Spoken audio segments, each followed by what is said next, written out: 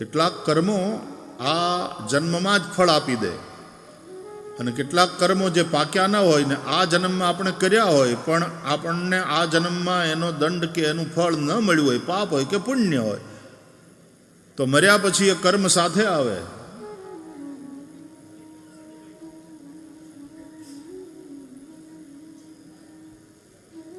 આમ જુએ તો માણસ ખાલી હાથે આવે છે, ખાલી હાથે જાય છે, કશું લઈને આવતો નથી ને કશું લઈને જતો નથી. પણ બીજી રીતે જોઈએ તો ખાલી આવતોય નથી ને ખાલી જાતોય નથી. આવે છે પ્રારબ્ધ લઈને, પ્રારબ્ધને ભોગવવા માટે આવ્યો છે આ શરીરમાં, અને જાય છે પોતાના કર્મોને સાથે લઈને.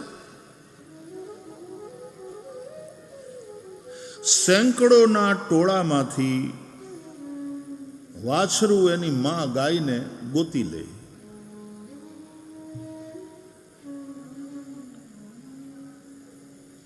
બીજા જન્મમાં પણ તમારા કર્મ તમને ગોતી લે. કર્મ પીછો છોડતા નથી.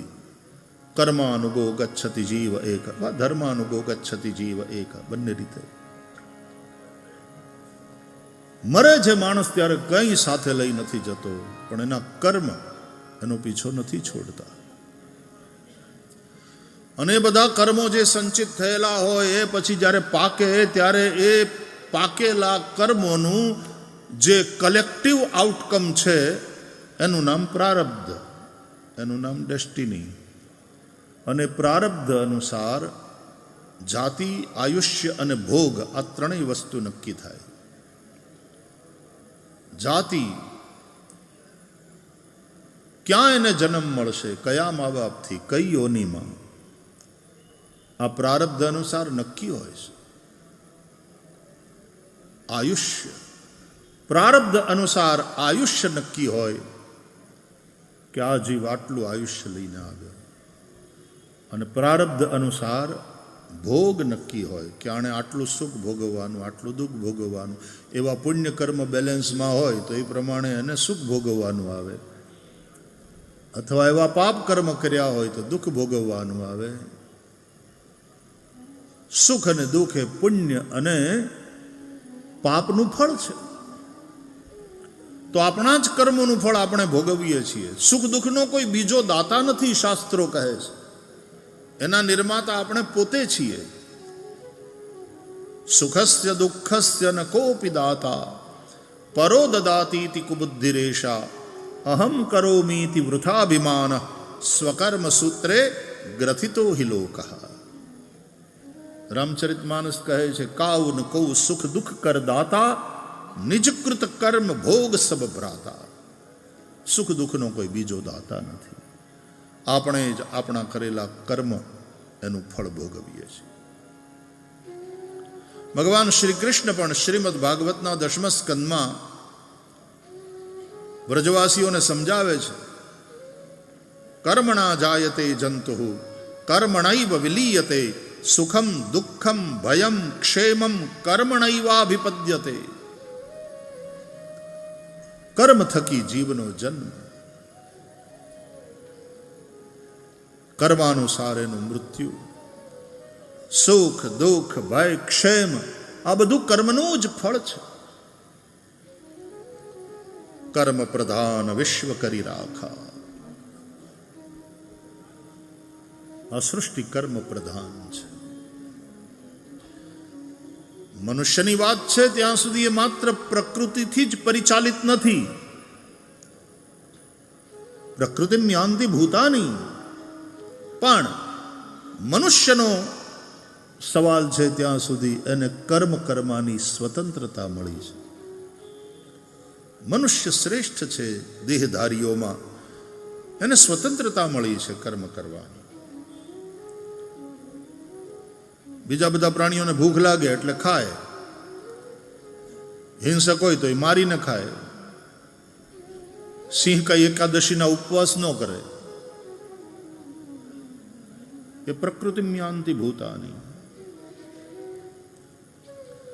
પણ માણસને ભૂખ લાગી હોય તોય કે નહીં, આજ મારે ઉપવાસ છે, મારે એકાદશીનો ઉપવાસ છે, અથવા તો મારે એકટાણો છે.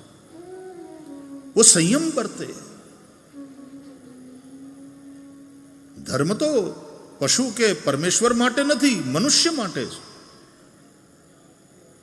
ભગવાનને એકાદશીનો ઉપવાસ ન કરાવાય, આપણે કરવાનો હોય.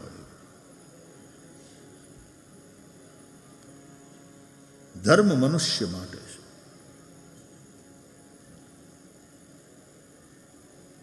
તો કર્મ કરવાની સ્વતંત્રતા મનુષ્યને છે. અને તેથી જ ભગવાને ગીતામાં કહ્યું, કર્મણ્યેવાધિકારસ્તે મા ફલેષુ કદાચન. અહીંયા એવ શબ્દ બહુ મહત્વનો છે. કર્મણી એવ તે અધિકાર. ત્યાં અધિકારનો અર્થ સ્વતંત્રતા એવો કર્યો. કર્મ કરવામાં તું સ્વતંત્ર છે, પણ કર્મણી એવ, કર્મ કરવામાં જ. જેવા કર્મ કરશે તેનું તેવું ફળ મળશે, અને એ ફળ ભોગવવા માટે તું બંધાયેલો છે. કર્મ કરવામાં તું સ્વતંત્ર છે, પણ મા ફલેષુ કદાચન, એના ફળમાં તું સ્વતંત્ર નથી. જેવા કર્મ કર્યા હશે તેનું તે અનુસાર તને ફળ મળશે, અને એ તારે ભોગવવું જ પડશે. અવશ્યમેવ ભોક્તવ્યમ કૃતમ કર્મ શુભાશુભમ. તો કર્મ કરવામાં સ્વતંત્રતા છે મનુષ્યને, પણ એટલા માટે એની સાથે દરેક સ્વતંત્રતા સાથે જવાબદારી જોડાયેલી હોય છે. પછી આપણા કર્મની જવાબદારી આપણી. इसलिए कर्म करते वक्त सावधान. इसलिए धर्म को साथ रख करके चलो, धर्माचरण करते हुए चलो. शास्त्रों और सदगुरु के वचनों को याद करते हुए चलो, ताकि पता चले क्या करना चाहिए, क्या नहीं करना चाहिए. विधि निषेध रूप धर्म, आ कराय आ न कराय, आ खवाय आ न खवाय, आ पीवाय आ न पीवाय, आम बोलाय आम न बोलाय. આ વિધિ નિષેધ રૂપ ધર્મ સતત આપણી સાથે હોવો જોઈએ. આપણી પાસે વિવેક હોવો જોઈએ. કર્મ કરતી વખતે વિવેકના પ્રકાશમાં યાત્રા કરો. બાકી તો કર્મ પ્રધાન વિશ્વ કરી રાખ. તો એક દ્રષ્ટિથી જોઈએ તો આપણે ખાલી આવતા પણ નથી અને ખાલી જતા પણ નથી. પ્રારબ્ધ લઈને મનુષ્ય આવે છે અને પોતાના કર્મોને લઈ અને એ જાય છે. અને કર્મો અનુસાર એનું પ્રારબ્ધ નક્કી થાય. ક્રિયમાણ, સંચિત, પ્રારબ્ધ, આવી રીતના કર્મના પ્રકારો કયા છે. અત્યારે આપણે જે કરી રહ્યા છીએ તે ક્રિયમાણ કર્મ છે. આપણે કરી ચૂક્યા, પણ હજી જેનું ફળ નથી મળ્યું અને એ જમા પડ્યા છે, એ સંચિત કર્મો છે. અને પ્રારબ્ધ એટલે એ સંચિત કર્મો એ ભેગા મળી અને પછી જે એક પરિણામ આપણા માટે નક્કી કર્યું, એ પ્રારબ્ધ છે. પ્રારબ્ધ ભોગવવું જ પડે.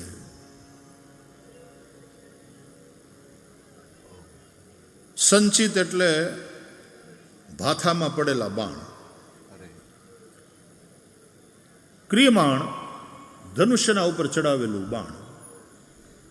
પ્રારબ્ધ છૂટી ગયેલું બાણ. એવું છે. બાણ જ છે. એક ભાથામાં પડ્યું છે, એક ધનુષ્ય ઉપર ચડ્યું છે, પણ હજી છૂટ્યું નથી. ત્યાં સુધી તમે સ્વતંત્ર છો. છોડવું ન છોડવું, કોના ઉપર છોડવું, પણ છૂટી ગયું પ્રારબ્ધ, એ ભોગવવું જ પડે. એ પ્રમાણે થઈ ન રહે. જ્ઞાની મુક્ત એટલા માટે થાય છે કે આ ત્રણેય પ્રકારના કર્મથી એ છૂટે છે. ક્રિયમાણ કર્મ એ કર્તાપણાના અભિમાનને છોડીને કરે. હું નથી કરતો, આ તો પ્રકૃતિના ગુણો, પ્રકૃતિના ગુણોનું કાર્ય છે. ગુણો ગુણોમાં વર્તે છે. નરસિંહ મહેતાએ ગાયું, હું કરું એ જ અજ્ઞાનતા. આ જ અજ્ઞાન છે, હું કરું છું એ. ગુણા ગુણેશ વર્તંત. જ્ઞાની સાક્ષી ભાવથી જુએ છે. કર્મ કરતાપણાનો અહંકાર નહીં અને કર્મ ફળની વાસના નહીં. ફલાશક્તિને છોડીને અને કર્તૃત્વાભિમાનથી મુક્ત થઈને એ કરતો નથી, થઈ રહ્યું છે બધું. લીલા માત્ર છે. એટલે ક્રિયમાણ કર્મ એને બાંધતા નથી. જ્ઞાનીના સંચિત કર્મમાં જ્ઞાનરૂપી અગ્નિ આગ લાગી જાય છે, એટલે સંચિત કર્મ બળીને ભસ્મ થાય છે. જ્ઞાનાગ્નિ દગ્ધ કર્માણમ તમાહુ પંડિતમ બુધા. જ્ઞાનના દ્વારા જેના બધા જ કર્મો બળીને ભસ્મ થયા છે એ પંડિત છે. અને પ્રારબ્ધને જ્ઞાની પુરુષ હસતા હસતા ભોગવી લે. પ્રારબ્ધ તો એણે ભોગવવું પડે, પણ એ હસતા હસતા ભોગવી લે. કોઈ રડવાનું નહીં, કોઈ ફરિયાદ નહીં. પ્રારબ્ધ ભોગવાઈ જાય.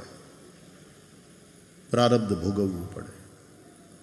ભાગ્યમાં લખેલું એ તો સૌએ ભોગવવું પડે.